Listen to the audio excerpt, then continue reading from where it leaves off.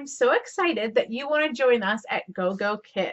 So I've created this video today to kind of give you a broad overview of some general things that you're going to want to keep in mind during the interview process.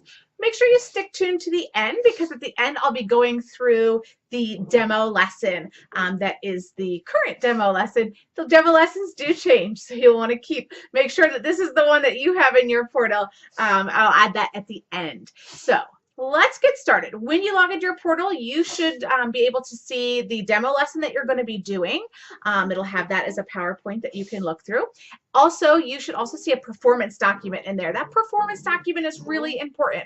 My dog is whining. So if you hear that in the background, that's my dog. Not happy that I'm not letting him out.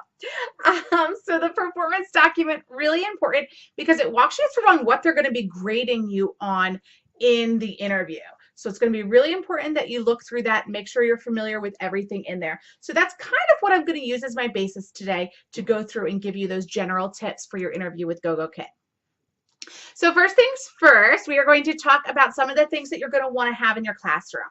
Number one, you want to use some kind of reward system. There are stars in the classroom that we give out to the student periodically by clicking on the star. But in addition to that, you need to use what will often be called in the online ESL world as a secondary reward system. So that can be anything. Right here, I've got my monkey with bananas. So every couple of slides, I give the student a banana. It can be something really simple. It doesn't have to be anything elaborate. If you are one of my referrals, you should have gotten a sample reward system with the information that I sent you. If you're not one of my referrals, send me an email, use my link, and I'll be sure to get that for you too. But any kind of secondary reward system, you want to make sure you use that. And during the interview, they want to see you give lots of rewards. So, every slide, every couple slides, be giving the student reward. Not only with the reward system, but also that verbal praise is going to be really important as well. Number two, you want to make sure you have some props. I suggest you have at least 3. I would have probably closer to 5, but at least 3 props that you're using in that classroom with the lesson. You want to have a variety of props. So I like to use things that I print out. So I have different things that you can just print out from the internet. I laminate them so I can use them again. You also want to have some like real life props that are good. So I have things like hand that I can use. You can have a whiteboard is always really good, and some kind of stuffed animal or a puppet to help the younger students. I find those are kind of some good basics to have. You do not have to spend a lot of money on props. I often cut out pictures out of magazines and laminate them. You can print things off the computer. You can walk around your house and find things to use. Doesn't have to be anything crazy. You can even draw them yourself if you want to. So you definitely want to use props. Next thing that you're going to see on that performance document is extension and explanation of the content. So you want to make sure that Gogokid is really great. I really like Gogokid because it allows the teacher some freedom. So they give you some simple tips, but you want to extend on that. The slides are going to go by really quickly if you just do the tips. So you might have a slide that says, "It is red." If you just go to that slide and have the student say "it is red" and move on, you're never going to fill up your full amount of time in the classroom. So they want to see that you are able to extend. So this is things like counting things that you see in the background of the picture, going over colors, asking the student some additional questions, things like that. So keep that in mind during the demo lesson. How can I extend this? You want to show them, a time or two that you're able to extend on those slides. So definitely be prepared to do that. Classroom tools. Gogokid uses an interactive classroom. We are slowly moving all of our classes over to that interactive classroom. So there's going to be different tools you can use. This is things like the stars that you're going to give out. This will be things like using the pointer in order to click on the interactive features. So make sure you're familiar with the classroom. You can get into the classroom, I think it's about half an hour ahead of time, to play around in there. Use the pencil, use the star, play around with some of those other tools in the classroom. They're all pretty self-explanatory, and there's also a document in your portal on the classroom tools. So definitely use some of those classroom tools. Lesson objectives. Make sure you know what the lesson is about. Currently, this may be different by the time you're watching the video, but currently the demo lesson is about the vocabulary words hand and arm. You want to make sure by the time you're done with that lesson that the student has reached those objectives? You know, do they know hand? Do they know arm? Trial classes are a little bit different because it's really about having fun. So the goal is to have fun with the student. So even if the student's not catching on to the concept, it's okay. But then we want them to have fun. Core classes, we want them to make sure that they leave that class knowing those objectives. So just keep that in mind. You want to be focusing on the learning objectives in the classroom that you're doing. So if you're doing the lesson on hand and arm, you want to focus on hand and arm. Yes, you want to pull some extension stuff in there, but the whole lesson shouldn't be about head or leg. It should be about hand and arm. You want to make sure that you know the content. You would be surprised the amount of people who barely look at the lesson before the interview or before they're teaching a class. It shows. If you're constantly having to look up at the directions, if you're doing a lot of while you're trying to figure out what you're going to do next, it's going to be evident. So make sure you're prepared. Make sure you've practiced it a couple of times. It is totally different doing the lesson, you know, in your head than actually doing it out loud to another person. It's going to be another adult. Chinese, most of our interviewers are in China, so it'll be, you know, an adult on the other end doing the interview with you. If you're doing a recorded demo, we have two options. You have the live interview or recorded demo. If you're doing a recorded demo, it's a little bit tricky. So give yourself a couple of chances to practice through that. You have to pretend somebody's on the other side answering you. You want to make sure that they can tell that you've prepared. All right, so next thing that's going to be really important, all the online ESL companies are going to want you to do this, is called TPR. So if you are brand new to online ESL teaching, TPR is total physical response. And that is using hand motions, body language, things like that to get the student to respond to you. One important key thing that I always bring up with TPR, if I'm doing, you know, hand, I want the student to do it with me. I'm trying to get a response from the student. So either have them pointing to their hand, you know, I want them saying hand. I want them to respond to the different body language or the different hand motions, that sort of stuff that I'm doing. So try and get them active in that classroom. You want to use both TPR that's going to be, you know, educational, so things like hand or arm. But you also want to use instructional TPR. So that would be things like, what do you see? Giving them clues with your body on what those directions are. So keep that in mind as well. You want to use lots of TPR, lots and lots and lots and lots and lots of TPR in your interview. They're going to want to see it. One of the biggest issues I see is people talk too fast. These are beginning level students that you would be seeing for the lesson that you're going to be doing your interview on. So you want to talk slowly. So slow down your speech. Don't use a lot of extra language. Remember, they don't know any English at this point. They are beginner students. So if you start giving them a big long question, they're not going to know it. Keep it simple. Keep your speech slow. Keep your vocabulary, you know, simple, short, things like that. Lots of repetition. So whatever I use one time, if I do what do you see, I want to use that over and over again. I don't want to switch it up to like, you know, can you look at the screen? Don't switch it. Pick something, kind of stick with it throughout the lesson so the student hears it over and over and over again. You want to correct the student's mistakes. This is a really big one. If you're doing a recorded demo, do not forget this. You want to pretend to correct the student's mistakes. So pretend they're making some mistakes so Gogokid can see how you would correct them. We want happy, positive corrections, not, no, that is wrong. We want, oh, good try. I see a hand.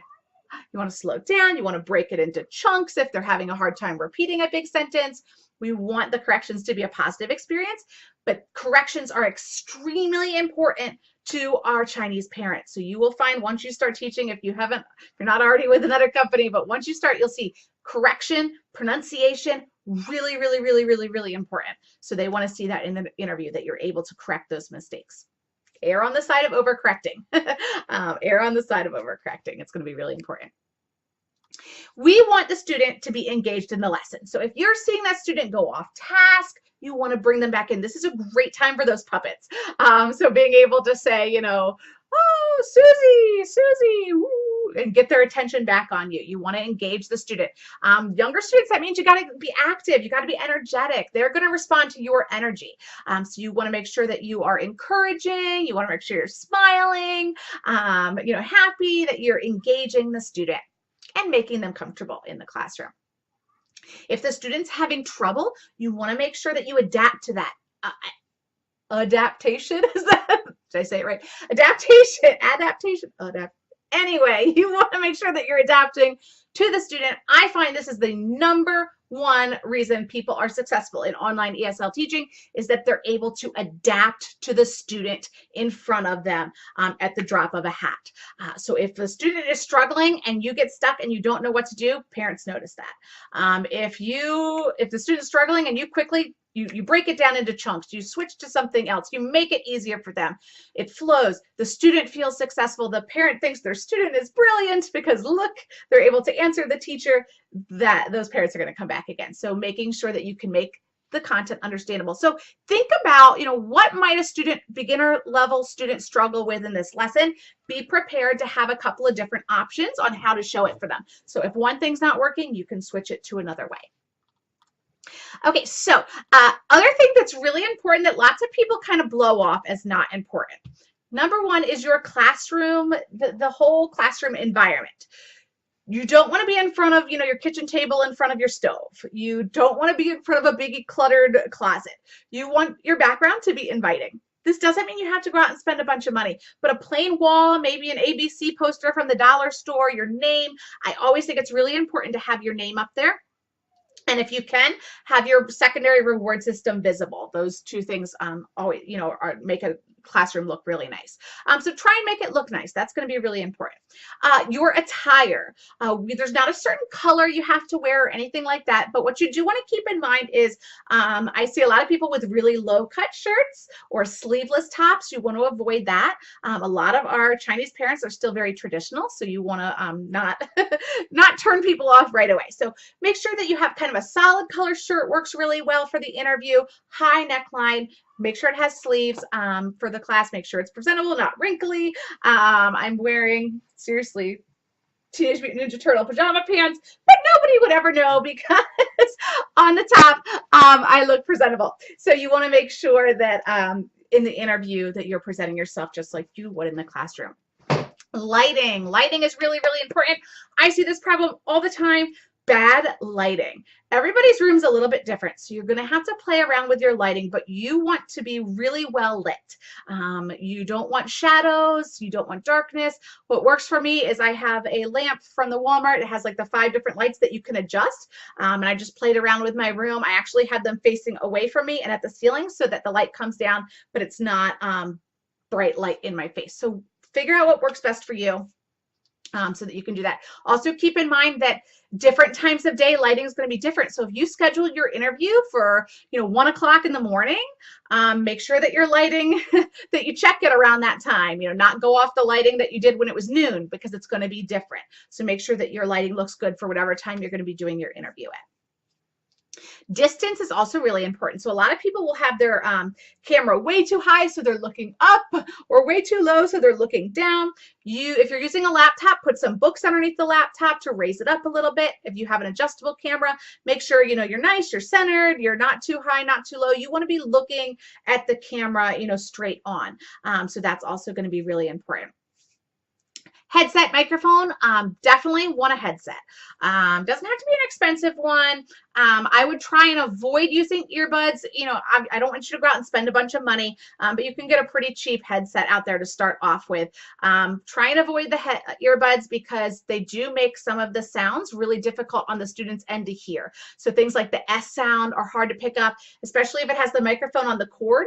If you're moving around, it's scratching, and so it's making a lot of noise in the student. So a lot of people don't realize that. They're like, oh, my earbuds are working great. They might sound great to you, doesn't always sound great on the student's end. So try and avoid those if you can. You want something. You're going to be required to have something though. So don't go in there without anything. What happens is there is an echo. So if you're using the microphone that's on your computer, oftentimes there is an echo. The student can hear themselves talking because of the slight delay. So get some kind of a headset there going.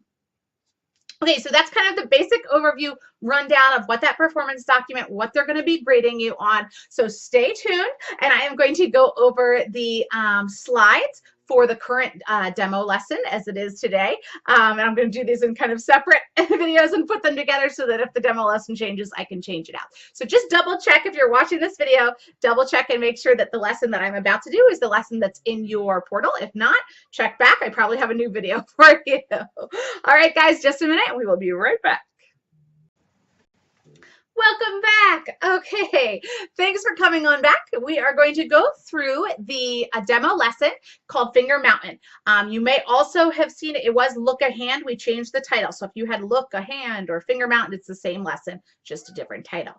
So let's take a look at Finger Mountain. The first slide you're going to see is that introduction slide. So what you want to make sure that you do on this slide is number one, exchange your greetings. What that means is, hi, my name is Brett. What is your name? Get the student's name.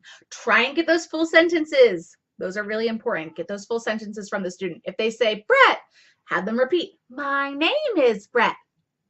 Great job. I also really encourage you to ask some kind of rapport question. How old are you? Or how are you?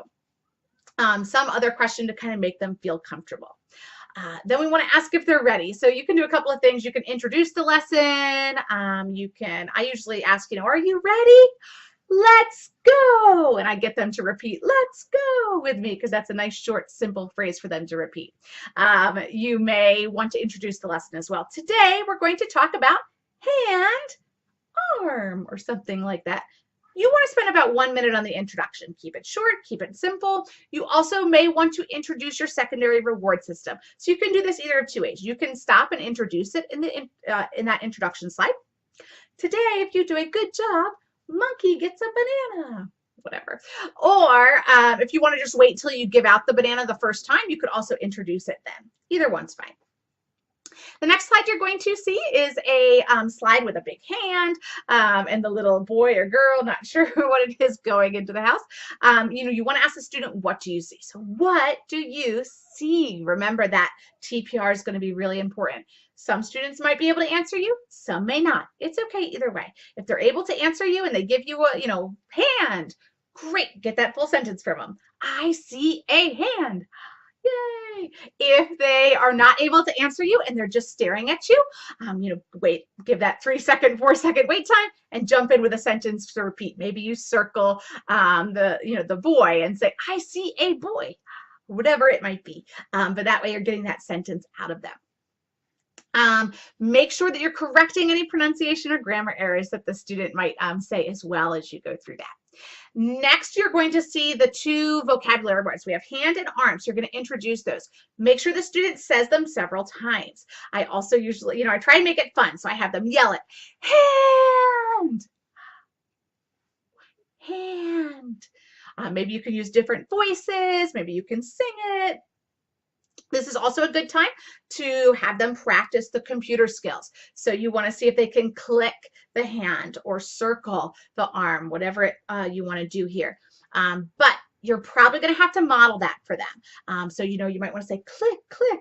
You're going to give them you're going to somehow have to model it for them if they're stuck.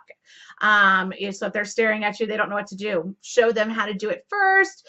Show them a prop to help them, anything like that to get them to do some of those computer skills. I usually will try it a couple of times. If they're not getting it, I'll just go ahead and click it for them. We'll try again in a slide or two.